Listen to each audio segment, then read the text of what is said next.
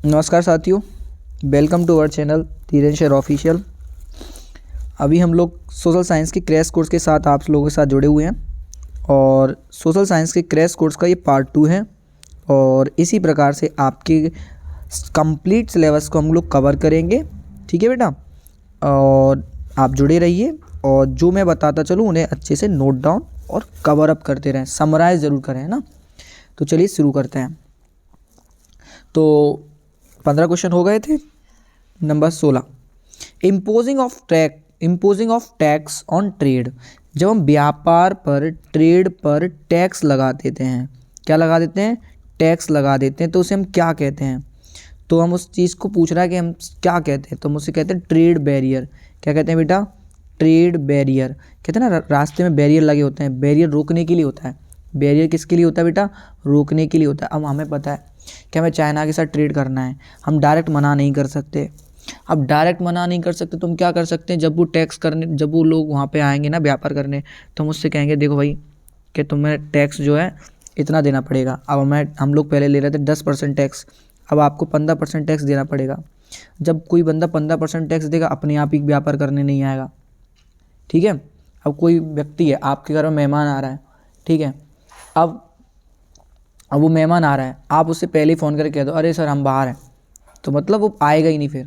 तो रोकने की कला है। तो इसी प्रकार से ट्रेड को रोकने की कला क्या कहलाती है? ट्रेड बैरियर कहलाती है।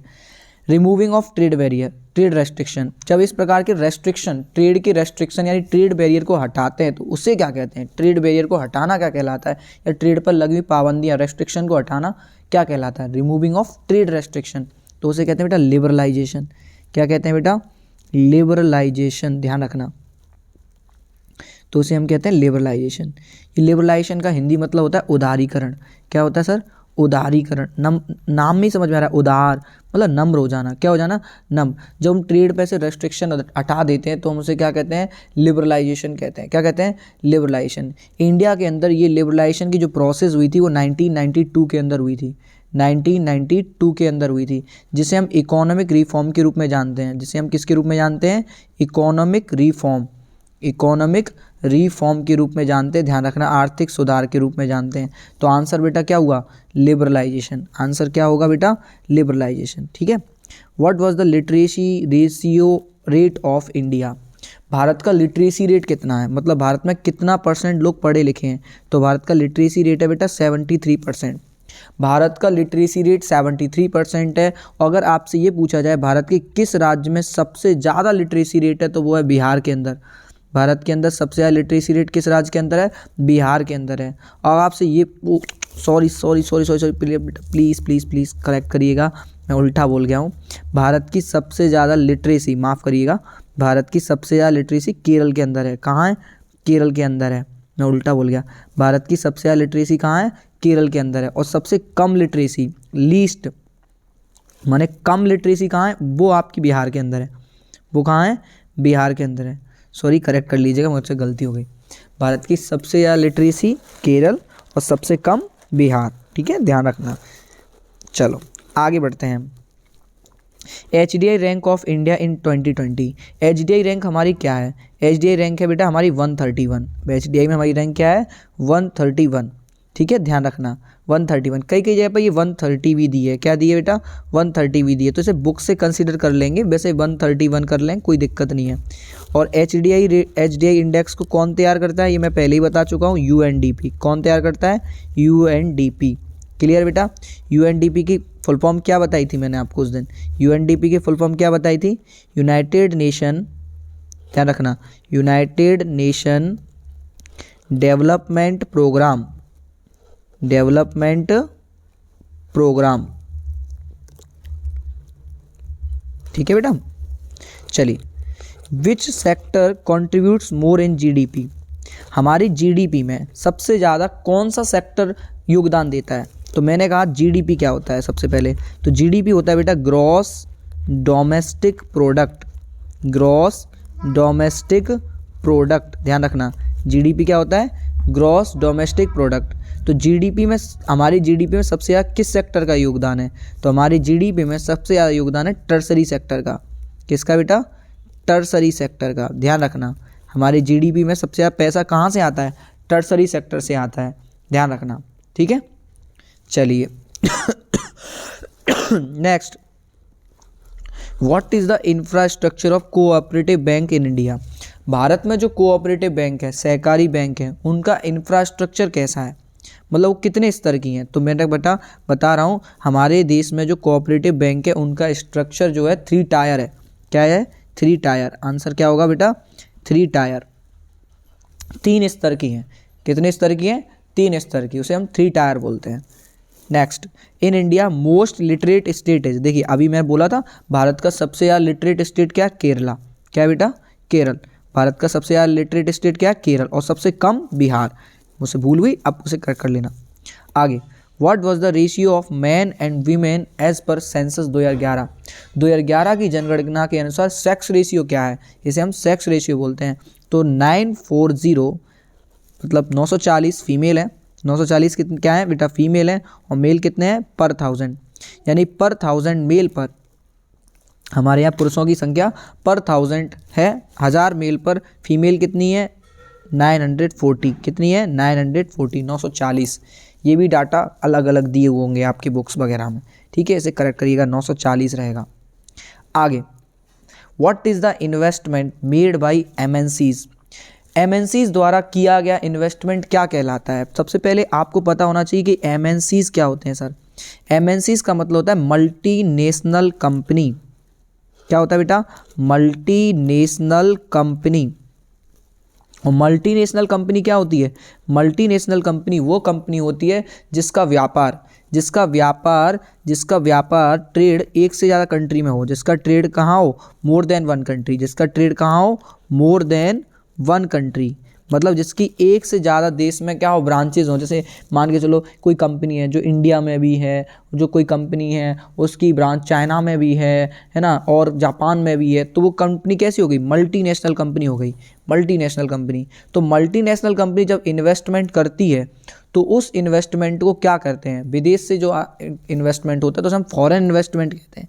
क्या कहते हैं बेटा? Foreign investment. उसे हम लोग क्या बोलते हैं? फॉरेन इन्वेस्टमेंट बोलते हैं। विदेश से आए हुए निवेश का भाग है ये फॉरेन इन्वेस्टमेंट, ठीक है। चलो आगे बढ़ते हैं। साथ साथ नोट डाउन करना बेटा बहुत ज़रूरी है, वरना फिर आप पढ़ते रह जाएंगे। How many workers engaged in small scale industry. Small scale industry में कितने वर्कर काम कर रहे हैं? तो स्मॉल स्केल इंडस्ट्री में सबसे ज़्यादा वर्कर काम कर रहे हैं हमारे यहाँ 2 करोड़। कितने वर्कर्स काम कर रहे हैं? 2 करोड़। 2 करोड़ हमारे यहाँ काम करने वाले लोगों की संख्या किससे जुड़ी हुई है? स्मॉल स्केल इंडस्ट्रीज से जुड़ी हुई है, ठीक। चलिए आगे बढ़ते हैं। Full form of says. Says क्या है? ठीक है, सेज का मतलब क्या होता है? Special economic zone. Special economic zone. Says का फुल फॉर्म क्या होता है बेटा? Special economic zone. ये क्या होते हैं स्पेशल इकोनॉमिक जोन? सरकार ऐसे कुछ एरिया बना के रखती है। सरकार, भारत की सरकार, मान लो कोई भी देश सरकार है, वो कुछ ऐसे एरिया बना के रखेगी जहाँ पे बिल्डिंग बना के रख दिए, मशीनें बना के रख दी, पानी की व्यवस्था, लाइट की व्यवस्था पहले से रेडी करके रखेगी। अब मान चले कोई विदेश का आदमी आया, उसे यहाँ पे फैक्ट्री लगानी है। अब भाई साहब उसे जगह ढूंढना है, फिर उसे जगह बनवानी है, 100 काम है। अब वो यहाँ तो कहाँ गिट्टी तलाशेगा, कहाँ सीमेंट तलाशेगा, कौन उसे पागल बनाएगा। तो सरकार इस तरीके से आप ऐसे कुछ स्पेशल इकोनॉमिक जोन बना लेती है कि आप तो आओ सीधे अपना काम शुरू करो, ये बना हुआ मटेरियल हम दे रहे हैं आपको, फैक्ट्री वैक्ट्री सब बनी बनाई हम दे रहे हैं, बस आप तो आगे पैसा लगाओ, अपना काम शुरू करो। ऐसे एरिया को क्या कहते हैं? Special economic zone. क्या कहते हैं sir? Special economic zone. Those who produces production for more than 1 country are called या known as। ऐसी कंपनी या ऐसे कौन जो प्रोडक्शन एक से ज़्यादा कंट्री में करते हैं, अभी पढ़ाए थे, जिनका प्रोडक्शन व्यापार एक से ज़्यादा देशों में होता है, उसे हम क्या बोलते हैं? Multi national company. क्या कहते हैं? Multi national company. क्या कहते हैं सर? मल्टी नेशनल कंपनी, ठीक है। चलो, which is known as bank of banks. बैंकों की बैंक किसे कहते हैं? बैंकों की बैंक कहते हैं बेटा RBI को। किसको कहते हैं? RBI को। RBI का फुल फॉर्म क्या है बेटा? Reserve bank of India. Reserve bank of India, RBI। ये क्या करती है बेटा, ये हमारे देश में करेंसी को रेगुलेट करती है। ये हमारे देश में क्या रेगुलेट करती है, करेंसी रेगुलेट करती है। हमारे देश में कितने नोट बनेंगे, कितने छपेंगे, क्या होगा, तो ये पूरा काम कौन करता है, आरबीआई करती है, रिजर्व बैंक ऑफ इंडिया करती है। इसे बैंकों की बैंक कहते हैं क्योंकि ये बैंकों को भी लोन देती है। सभी बैंकों से सबसे ऊपर की इंस्टीट्यूशन है। जिन बैंकों को हम जानते हैं उनसे ऊपर की संस्था क्या है, आरबीआई। हमारा आरबीआई से कोई लेना देना नहीं होता, लेकिन आरबीआई सभी बैंकों पे क्या करती है, कंट्रोल करती है। जो जितनी भी बैंक होती है ना, प्राइवेट हो या सरकारी हो, उन सब पर कंट्रोल कौन करती है, आरबीआई। इसीलिए आरबीआई को क्या कहते हैं, बैंक ऑफ बैंक कहते हैं। और नोट जारी करने का काम कौन करती है, आरबीआई ही करती है। करेंसी को रेगुलेट करने का काम आरबीआई करती है। ठीक है, चलिए next, goods and services are brought and sold. भाई वस्तुएं और सेवाएं किसके द्वारा खरीदी और बेची जाती है। अब बाजार जाओगे, कुछ भी तुम्हें सर्विस लेनी है, ऐसे पढ़ रहे हो, टीचर के यहाँ गए सर्विस लेने, डॉक्टर के यहाँ गए इलाज लेने सर्विस, कोई बाजार से सामान लेने गए, तो काय से खरीदते हैं, काय से व्यापार होता है, ब्रॉट एंड सोल्ड। किस चीज़ से होता है, सीधी बोलोगे सर पैसे से, तो हाँ आंसर भी क्या है, मनी। क्या होगा बेटा, मनी। ठीक है, next, cooperative society are the source of which sector. ठीक है, देखो बेटा हमारे यहाँ जो लोन की बात कर रहे हैं, जी किसकी बात कर रहे हैं, लोन। ठीक है, लोन दो सेक्टर से लिया जाता है। लोन कितने सेक्टर से लिया जाता है, दो सेक्टर से। एक होता है बेटा फॉर्मल सोर्स ऑफ क्रेडिट, एक होता है फॉर्मल, एक होता है क्या, इनफॉर्मल। क्या होता है, इनफॉर्मल। दो सोर्स से हम लोन लेते हैं। अब आर मान के चलिए आपने लोन लिया किससे, बैंक से। किससे लिया, बैंक से या कोऑपरेटिव से, कोऑपरेटिव्स बैंक भी होती हैं, कोऑपरेटिव से लिया, तो आपका लोन क्या कहलाएगा, फॉर्मल लोन। क्या कहलाएगा, फॉर्मल लोन।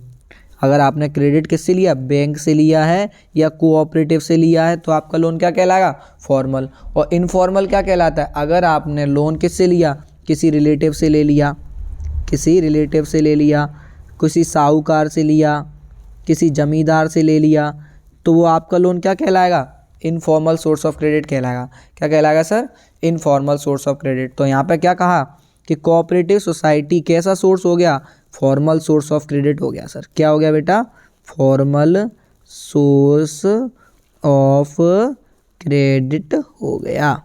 ठीक है, चलो सर आगे बढ़े। The maximum number of member in self help group. Self help group में कितने लोगों की संख्या होती है तो सेल्फ हेल्प ग्रुप में लोगों की संख्या होती है अधिक से अधिक 20। कितनी होती है बेटा, 20। कितनी, 20। सेल्फ हेल्प ग्रुप से रिलेटेड, सेल्फ हेल्प ग्रुप से रिलेटेड डिसीजन कौन लेता है, सेल्फ हेल्प ग्रुप से रिलेटेड डिसीजन कौन लेता है। तो सेल्फ हेल्प ग्रुप से रिलेटेड डिसीजन कौन लेता है ये पूछेगा तो कह देना कि उसके मेंबर ही लेते हैं। कौन लेते हैं, मेंबर्स ही लेते हैं सेल्फ हेल्प ग्रुप के। स्व सहायता समूह हिंदी में। Who regulate the formal source of credit. जो फॉर्मल सोर्स ऑफ क्रेडिट होता है ना, कि जैसे बैंक हो गई, फॉर्मल सोर्स ऑफ क्रेडिट क्या हो गई, बैंक हो गई, कोऑपरेटिव्स हो गई। अब क्वेश्चन यही पूछ रहा है कि बैंक्स और कोऑपरेटिव्स को रेगुलेट कौन करता है, मतलब इनको नियंत्रित कौन करता है। तो अभी मैंने क्या कहा था कि बैंकों को नियंत्रित कौन करता है, आरबीआई। तो आंसर क्या होगा बेटा, RBI. Reserve bank of India सारे फॉर्मल सोर्स ऑफ क्रेडिट को क्या करती है, रेगुलेट करती है। बैंक और कोऑपरेटिव को रेगुलेट कौन करती है, आरबीआई। या फॉर्मल सोर्स ऑफ क्रेडिट को कौन रेगुलेट करती है, आरबीआई। अंडर मनरेगा, जी एमजी नरेगा क्या है, महात्मा गांधी, सुनना, Mahatma Gandhi national rural employment guarantee act, यहाँ लिख रहा हूँ, गारंटी एक्ट 2005। ये 2005 का एक्ट आया था मनरेगा। इसकी उद्देश्य ये था, इस एक्ट का उद्देश्य ये था कि गांव के हर एक व्यक्ति को कम से कम कितने दिन का रोजगार मिल जाए, 100 डेज का। कितना, 100 डेज का। तो अंडर मनरेगा work in rural areas are guaranteed 100 days work. तो पूछ लेगा मनरेगा स्कीम के तहत कितने दिन का रोजगार दिया जाता है, 100 दिन का। कितने दिन का, 100 दिन का, ध्यान रखना, पूछ लेगा। मनरेगा के तहत 100 दिन का रोजगार मिलेगा हर घर से एक व्यक्ति को। ठीक है, चलो। Most of the advance country population engage in which sector, जो बड़ी बड़ी कंट्रियाँ एडवांस कंट्रियाँ हैं, डेवलप्ड कंट्रियाँ हैं, उनकी अधिकांश आबादी किस सेक्टर से जुड़ी होती है, प्राइमरी, सेकेंडरी के टर्सरी? सोच के ही बताओ। अरे सर डेवलप्ड कंट्री है, टर्सरी सेक्टर से जुड़ी होंगी। किससे जुड़ी होंगी बेटा? टर्सरी सेक्टर में काम कर रहे होंगे बिना खेती बाड़ी करने।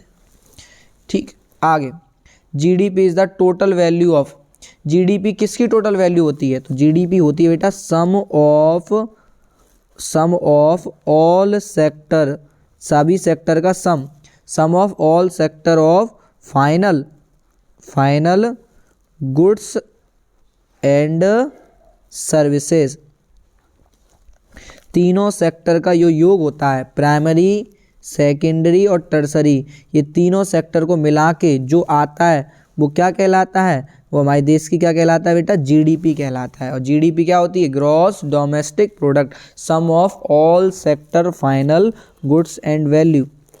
Give any one example of renewable resource, renewable माने वे resource, those resource which can be rewind, जो एक बार यूज़ होने के बाद दोबारा हमें मिल जाएं, ऐसे रिसोर्स को रिन्यूएबल रिसोर्स कहते हैं। तो एक रिन्यूएबल रिसोर्स का उदाहरण मांगा है आपसे, तो आप कह देना ग्राउंड वाटर, वाटर भी लिख सकते हो या ग्राउंड वाटर। वाटर आपका कैसा रिसोर्स है बेटा? रिन्यूएबल रिसोर्स है। पानी भरा है, भाप बनेगा, फिर बरस जाएगा, फिर पानी, फिर भाप बनेगा, फिर बरस जाएगा, फिर पानी, वाटर साइकिल चलती रहती है। तो वाटर क्या है? रिन्यूएबल है। What should be the BMI of undernourished person? ये BMI क्या होता है? Body mass index, body mass index, body mass index कहलाता है। BMI क्या होता है? Body mass index. कैसे निकाला जाता है बॉडी मास इंडेक्स? ऐसे निकाला जाता है सर कि आपका वेट लेंगे और वेट को डिवाइड कर देंगे आपके हाइट के स्क्वायर से। किससे? हाइट के स्क्वायर से। कि आप सुनो, अब आपके हाइट को मीटर में लेंगे, आपके हाइट के स्क्वायर से वेट में भाग दे देंगे, फिर जो रेशियो आएगा वो क्या कहलाएगा? Body mass index. अगर आपका बॉडी मास इंडेक्स 18.5 कितना बेटा? 18.5 से कम आया, लेस आया, तो आपको किस में रखेंगे? अंडर नरिश्ड में रखेंगे। किस में रखेंगे? अंडर नरिश्ड में। तो वही तो पूछ रहा है कि what should be the BMI of under nourished. Under nourished व्यक्ति का BMI क्या होता है? तो कहेंगे sir less than 18.5, less than 18.5। ठीक है, आगे। और 18 से 22 के बीच में हो तो बढ़िया हो, हेल्दी हो, और 22 से ज़्यादा है तो ओवरवेट रहोगे। ठीक है, लिख लेना इस बात को। How much % of Tamil Nadu person used ration shop, Tamil Nadu के कितने % लोग सरकारी राशन शॉप को, गवर्नमेंट राशन शॉप को यूज़ करते हैं? तो इसका जवाब होगा सर 90%। कितने बेटा? 90% समेत तमिलनाडु के लोग क्या यूज़ करते हैं? सरकारी राशन शॉप यूज़ करते हैं। वेयर इज़ द लीस्ट माने कम लिटरेसी रेट कहाँ है बेटा? बिहार की। कहाँ है बेटा? बिहार की। ठीक है, चलो बढ़िया। Number of infants death in a year under one age is known as, देखो बेटा इसे क्या कहते हैं? देखिए IMR, infant mortality rate. Infant mortality rate क्या होता है समझिए? इन्फेंट मोर्टिलिटी रेट IMR कि देखिए IMR क्या होता है? Infant mortality rate. एक सुनिए बेटा, एक वर्ष के अंदर जितने बच्चों की डेथ हो जाती है, एक वर्ष के अंदर जितने बच्चों की, नवजात शिशुओं की मृत्यु हो जाती है प्रत्येक 1000 शिशुओं में से, उसे क्या कहते हैं? IMR, इन्फेंट मोर्टिलिटी रेट कहते हैं। Number of death, number of infant death in a year, एक साल में जितने बच्चों की डेथ होती है उसे हम क्या कहते हैं? इन्फेंट मोर्टिलिटी रेट कहते हैं। ठीक है बेटा, तो ये हुआ आपका क्रैश कोर्स का पार्ट 2। जितनी मैंने बताई उनको अच्छे से नोट डाउन करें, उनको अच्छे से पढ़ें। कोई समस्या है तो कमेंट करके बताएं। अभी आप पार्ट 3 का इंतज़ार करें। ये मैंने आपको पार्ट 2 बता दिए, पार्ट 3 का भी इंतज़ार करिए, जल्दी मिलेगा आपको। और जितना बताएं उनको बेटा नोट डाउन ज़रूर करें। बेटा नोट डाउन नहीं करोगे तो समस्या में पड़ जाओगे, नोट डाउन कर लेना। ठीक है, तैयारी पूरी हम करा देंगे, घबराएं ना, चिंता ना करें। मिलते हैं फिर नेक्स्ट वीडियो में, तब तक के लिए धन्यवाद।